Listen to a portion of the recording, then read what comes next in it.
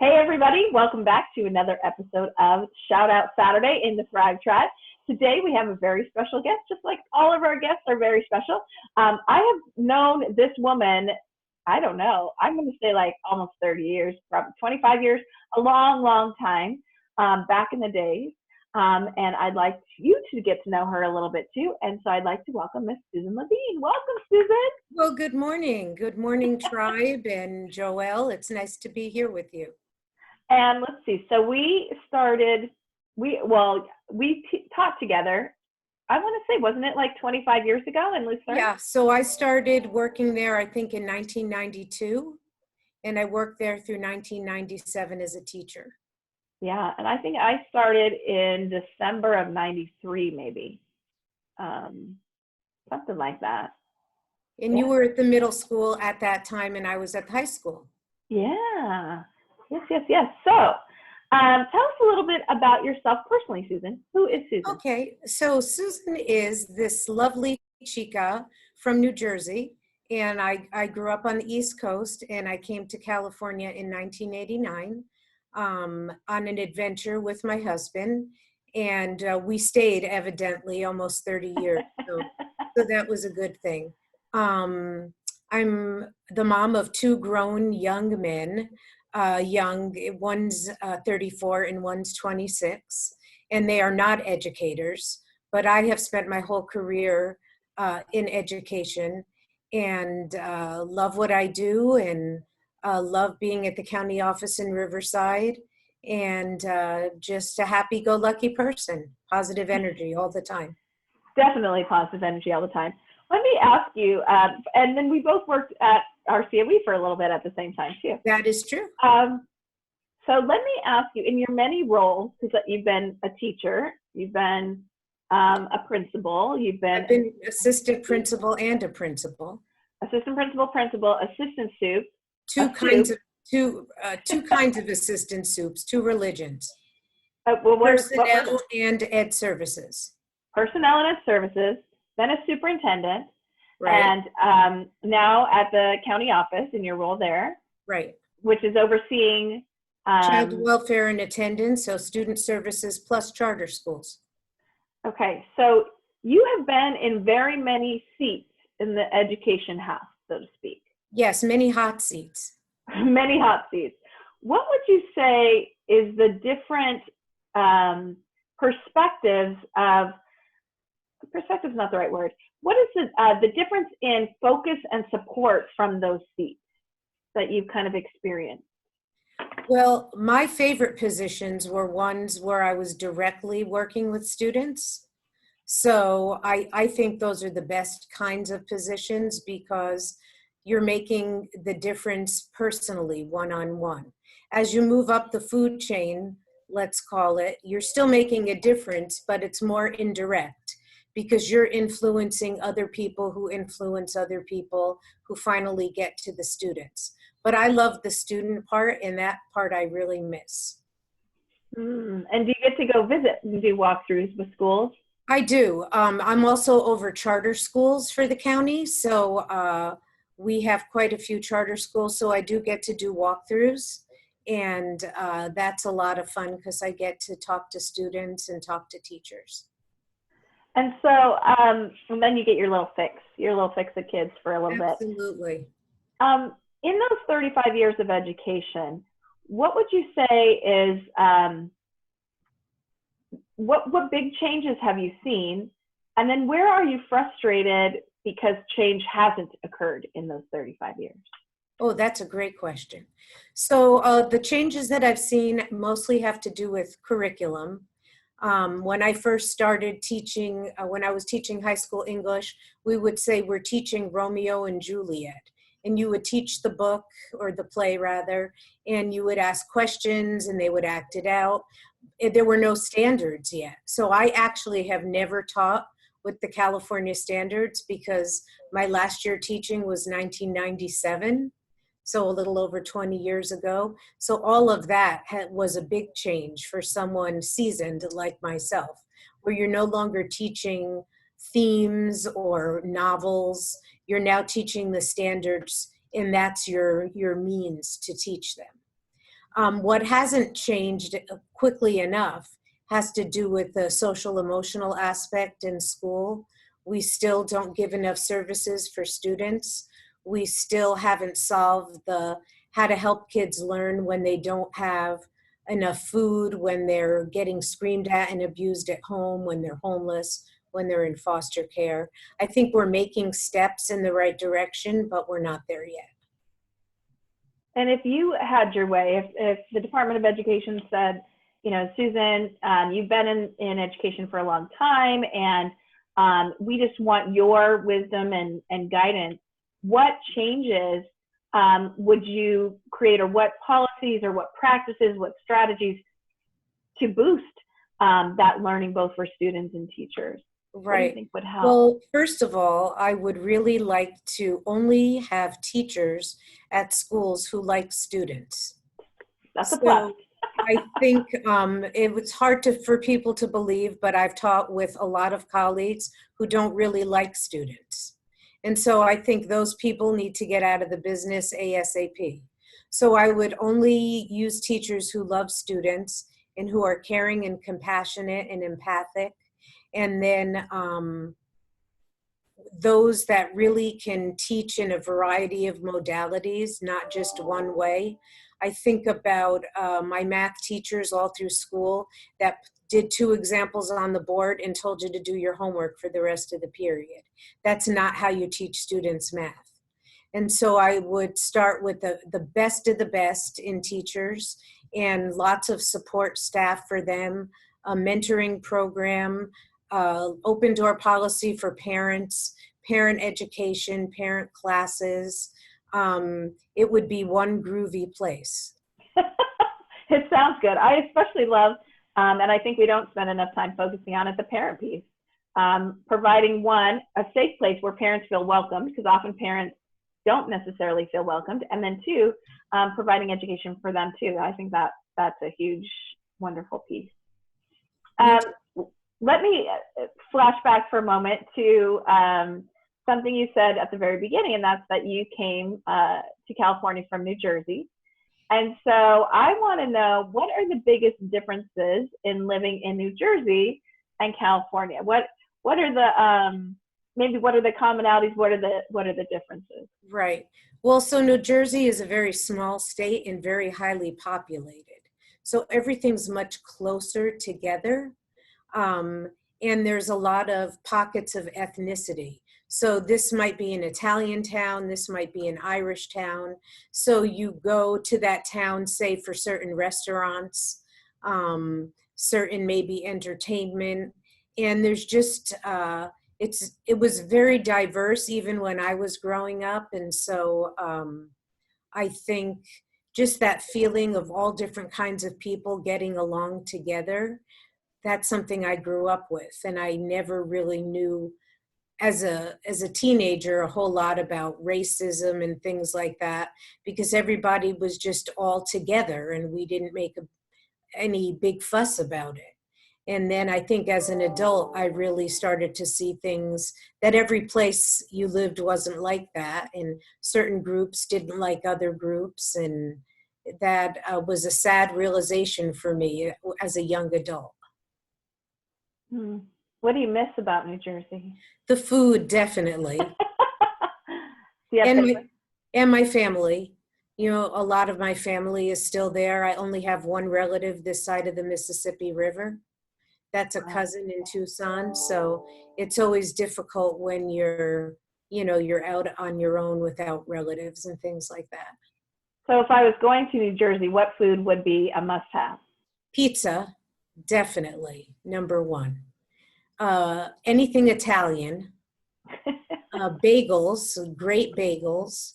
And then it's kind of sounds hard to believe, but Chinese food is different there. What we call chow mein in California is lo mein in New Jersey. And we use crispy noodles in chow mein, not soft, gooey noodles. Oh, interesting. Yeah, so the food is better. It's different. Gotcha. Let me ask you a question about being a woman in educational leadership. do you feel that there is more women in leadership roles now? Do you think it still has a way to go, or what do you see as far as in just all the roles that as you've come up kind of the ladder? Do you see as many opportunities for women to become leaders in education? I think there's more now than when I was going up the ladder. It took me 3 years to break into administration. And I remember distinctly one time calling up a principal and saying, I understand I didn't get the position, but could you give me a tip on how I could interview better for another position? And the gentleman said to me, oh, your interview was great, but I hired such and such, this man, because we were coaches together. So kind of the old boys club, that there's less and less of that, I believe. But there are more opportunities for women, I think, especially women of color. But I think we still have a long way to go. I think that old boys club still exists somewhat in some districts. Gotcha. Well, we have to shift that. We're going to change that. Let's see. I'm going to ask you just some interesting random questions that I've come up with. Okay. And so if you went to a dinner party, you were invited to a dinner party with 5 people that you don't currently know. They could be famous or not famous, but 5 people that you currently don't know. Who would you want to be there? And what would you want to talk about, or what would you want to ask them? So I don't know them? You don't know them now. Okay, so do you You want can me know of them if they're famous. You can know of them, but you don't know them. So you want me to name 5 people I'd be at a dinner party with? That you would love to meet, and what would you want to ask them? Okay, well, can they be dead already? No, currently living. Oh, currently Oh, living. actually, you know what? I don't have rules. Whatever you want, Susan, is fine. Right, okay, yeah. I think I would like to have dinner with comedians because there's too much sadness going on. So I would take people like, I'm going to say Robin Williams. And, you know, some of these people aren't alive anymore, but John Belushi. In fact, they're all dead. John Candy. And maybe 2 women comedians. So maybe, let's say, Amy Schumer and Sarah Silverman. Okay. And what would you want to ask them or talk about? I think I want to talk about just their careers and how they got into comedy, and just kind of be able to improv with them a little bit. I think would be a fun experience for me. I can't imagine Robin Williams and John Belushi at a dinner and having it not be super entertaining. Right? I mean, all of them, but those 2, you know, bouncing off each other would be quite a show. Yeah, I think I'd have a blast. What is one of your guilty summer pleasures? What's something that you love to do in summer, and it may be a little indulgent, but you just love it? I like to eat ice cream in the summer when I'm not, currently I'm on a food plan, but when I'm not, I never met a half a gallon of ice cream I didn't like. Any particular flavor? I love Jamocha almond fudge, or like a coffee chip or something like that, but really I'm not prejudiced against any of the flavors. Jamocha almond fudge was one of my very favorite from Baskin Robbins a long time ago. So that would be a very guilty pleasure. And when I was young, like a teenager in the summer, I used to take, like, I don't know, so many books out of the library and just read. But then I would push them under my bed and forget about them, and the library would call, and my mom would have to pay the fine. She would be very upset about that. Where are those library books, Susan? I don't know, Ma, look under the bed. Maybe I put them there. So I love reading. That used to be a guilty pleasure when I was young. Not as much anymore because I don't really have a sustained summer break working at the county office. Gotcha. And now you probably don't necessarily not return your library books, I would assume. Oh, no. Now I'm all grown up. I return my books. What is one thing that you're really the most proud of in your life? I guess it would be raising my kids and working at the same time, although it damn near killed me. I was able to do that. I never took off. Some people would say, you're crazy, but I never took off any time to have my kids. So I planned my first son's birth for the end of June so I could go back to school after summer break. And Wow. then the second one, I wasn't as good in planning, but he was born at Thanksgiving time, and I was teaching at Victor Valley Community College. So there were only 2 weeks that I missed, and then there was a month of Christmas break. And then I went back to work. So I think, successfully raising them, getting them through college, one went to grad school. I think that would be my biggest accomplishment. Nice.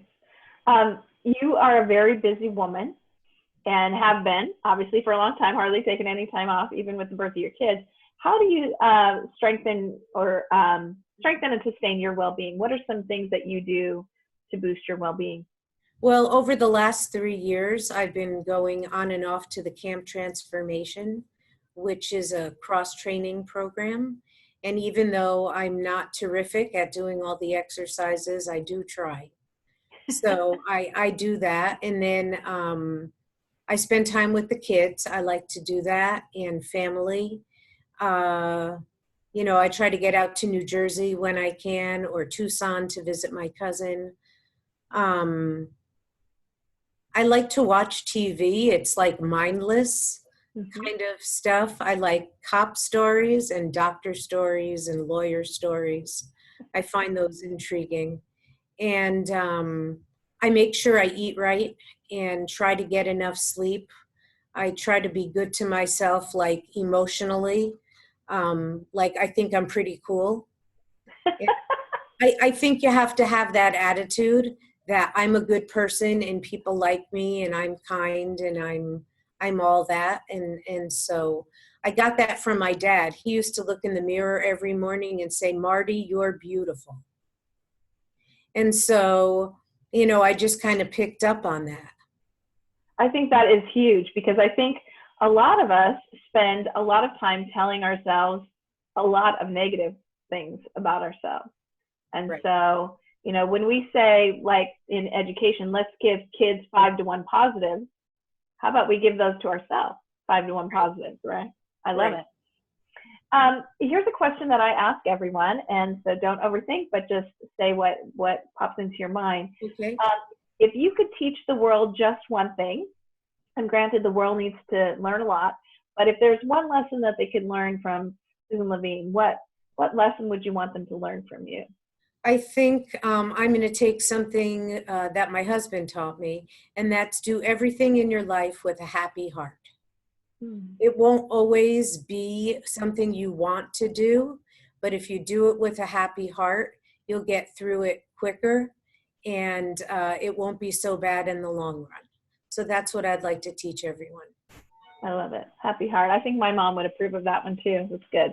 All right, Susan, here comes the part where you get to ask me a question, and I will do my best to answer it.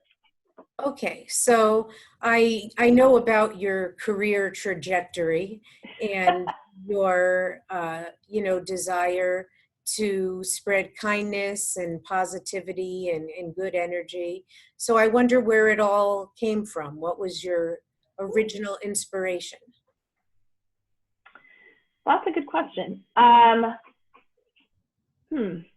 think that my desire to teach others to be kind has happened, since I was very young. My mom, that I just referred to, her name is Barbara. My parents' names are Barbie and Ken.